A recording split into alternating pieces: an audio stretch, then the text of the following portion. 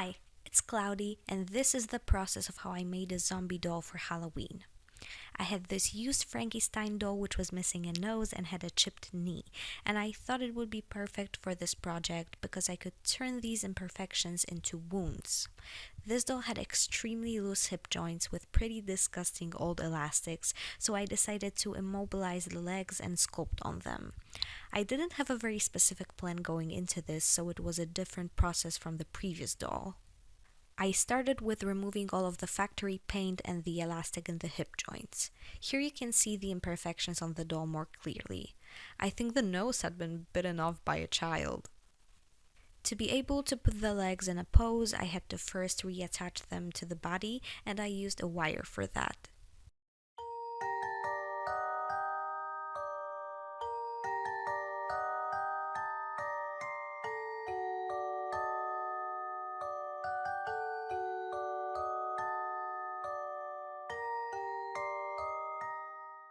I then glued the hips in a pose using hot glue and covered the joints with epoxy putty.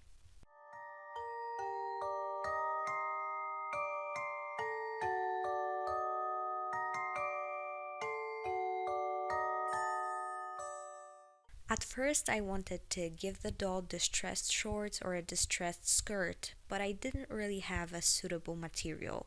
So while I was figuring out what to do instead, I prepared beige yarn wefts for a wig. Then I used watered down green and white acrylic paint to make a gradient on the wefts to make them look dirty and swampy. Later, I glued all the wefts to a previously prepared wig cap. I sanded the hip area and drilled nostrils into the face. I also made an indent in the chest with the intention of sculpting visible ribs. I also decided to sculpt a rash in the crotch area to avoid having to make clothes. I did the sculpting off camera. I first put the knees in a pose and then added the details. This included the nipples, two ribs, the rash on the crotch along with the normal knee, and a piece of the femur bone in the destroyed knee.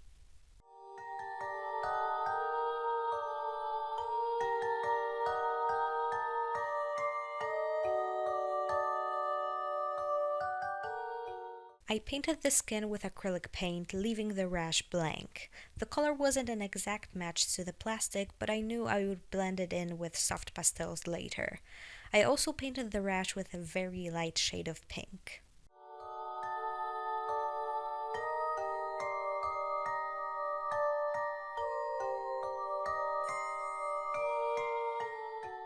I painted the wounds off camera using various shades of red, pink, and purple.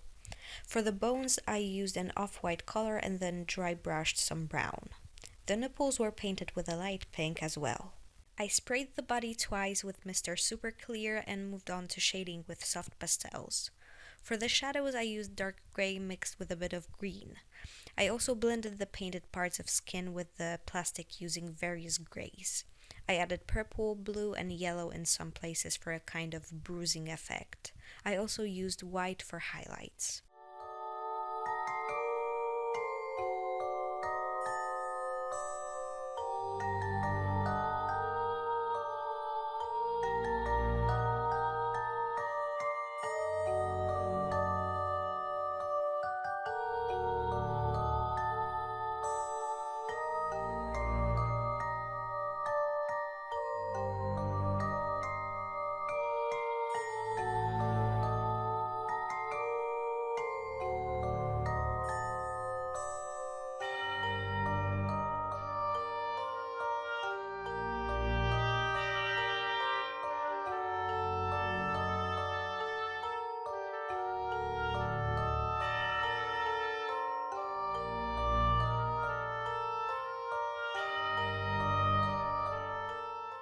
I used red and burgundy pastels around the rash and the wounds. Later, I deepened the colors using watercolor pencils in the same colors.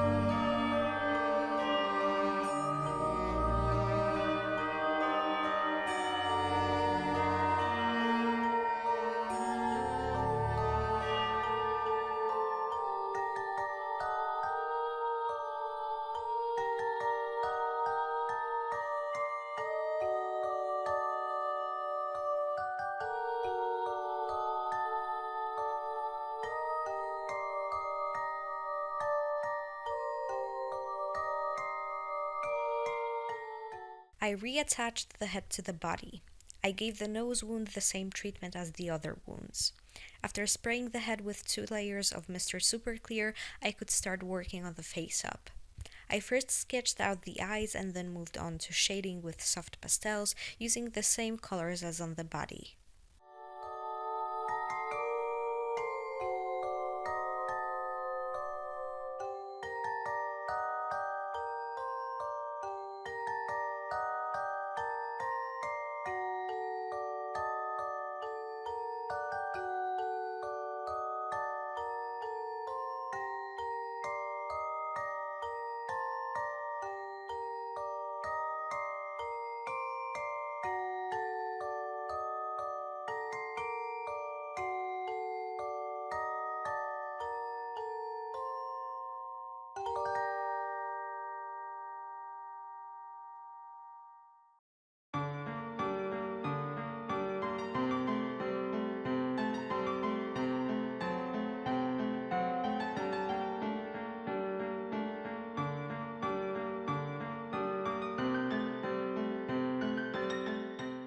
I deepened the eye lines with a black pencil. I gradually worked on the eyes by lightly sketching the irises with light blue and gray. I also added a waterline with a peachy orange color.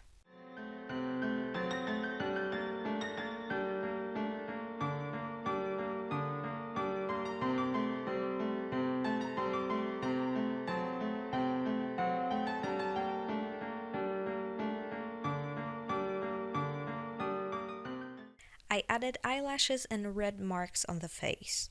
I used white and purple pastels on the lips. I continued to build up the shading with pastels.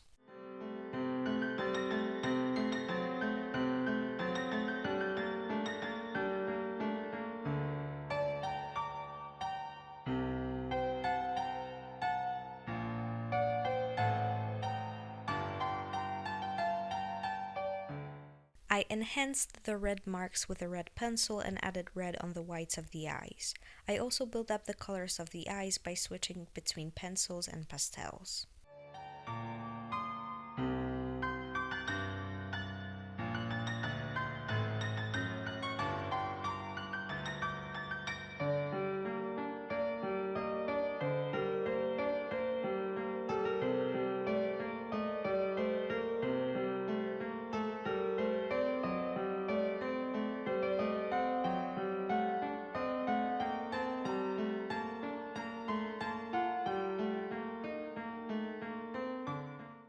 I used red, purple, blue, and yellow pencils to draw veins around the eyes and nose. I decided to do the same on the body off camera. Later, I built up the whites of the eyes and used red on the waterline. I drew red and white wrinkles on the lips.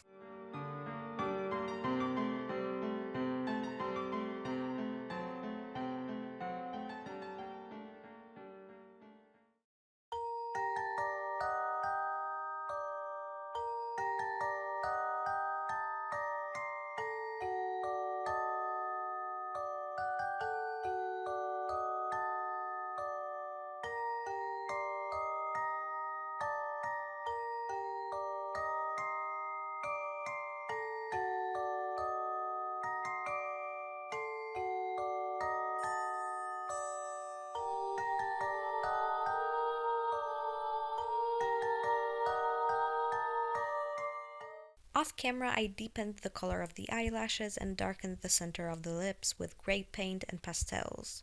I also added catch lights on the irises, waterline, and eyelids with white paint. I glossed the eyes, wounds, and rash with thin layers of a gloss varnish to make them appear wet.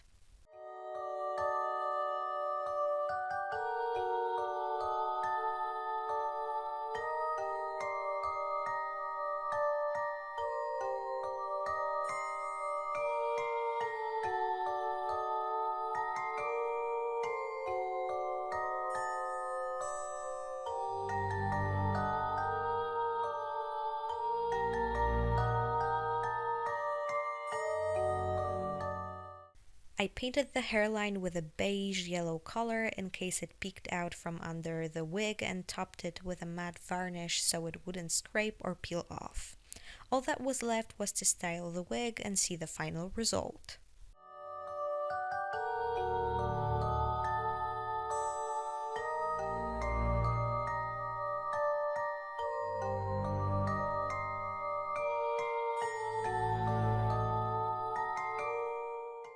I'm going to be honest and say that I don't really like how the wig came out. I might even redo it in the future.